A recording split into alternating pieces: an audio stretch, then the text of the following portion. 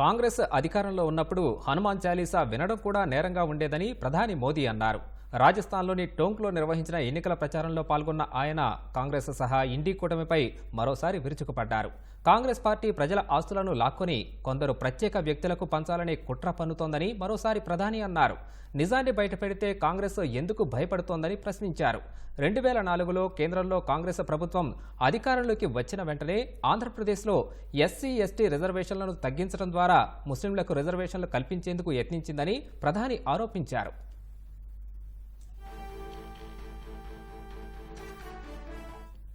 రాజస్థాన్లోని టోంక్లో నిర్వహించిన ఎన్నికల ప్రచారంలో మరోసారి కాంగ్రెస్పై ప్రధాని మోదీ విమర్శనాస్త్రాలు సంధించారు. ప్రజల ఆస్తులను లాక్కొని కొందరు ప్రత్యేక వ్యక్తులకు పంచాలనే కాంగ్రెస్ కుట్రను తాను బయటపెడితే ఆ పార్టీకి అంత భయమెందుకని ప్రధాని మోదీ దుయ్యబట్టారు.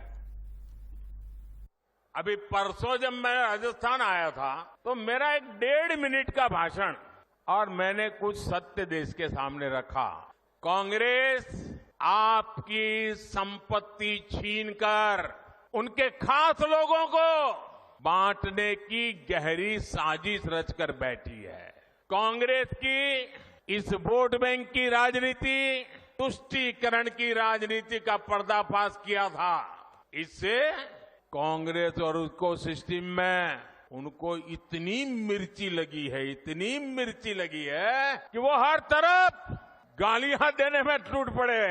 जो आए वो मोदी को गाली दे रहा है। मैं कांग्रेस से जानना चाहता हूं, आखिर कांग्रेस सच्चाई से इतना डरती क्यों है? जब आपने नीति बनाई है, निर्णय लिया है, तो अब जब मोदी जी ने खुल करके राज रख दिया, आपका हिडन एजेंडा बाहर आ गया, तो अब कांप रहे हो? अरे हिम्मत है तो स्वीकार करो, हम आपसे मुकाबला करने के लिए तैयार है। కాంగ్రెస్ పార్టీ దేశ రాజ్యాంగాన్ని ఆట పట్టించిందన్న ప్రధాని రాజ్యాంగాన్ని రూపొందించినప్పుడు ఎస్సీ ఎస్టీ ఓబీసీ కులాలకు రక్షణ కల్పించేందుకు మతం ఆధారంగా రిజర్వేషన్లను వ్యతిరేకించారని గుర్తు చేశారు.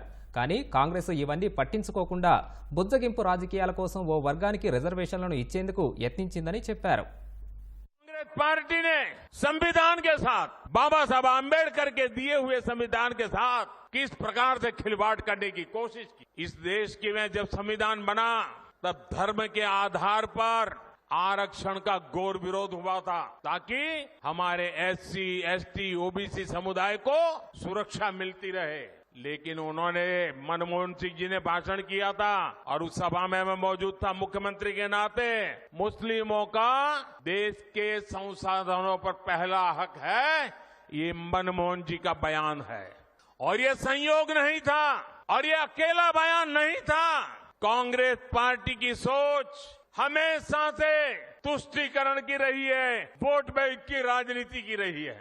2004 में जैसे ही कांग्रेस की केंद्र में सरकार बनी, उसके सबसे पहले किए गए कामों में था, सबसे पहला काम था चुनाव जीतने के बाद आंध्र प्रदेश में एससी एसटी के रिजर्वेशन में से कमी करके मुसलमानों को रिजर्वेशन देने का प्रयास। ये एक पायलट प्रोजेक्ट था जिसे कांग्रेस पूरे देश में आजमाना चाहती थी। 2004 से 2010 के बीच कांग्रेस ने 4 बार आंध्र प्रदेश में मुस्लिम रिजर्वेशन लागू करने की कोशिश की, लेकिन कानूनी अड़चनों की वजह से, सुप्रीम कोर्ट की जागरूकता के कारण वो अपने मंसूबा जो लेके चले थे वो पूरे नहीं कर पाए।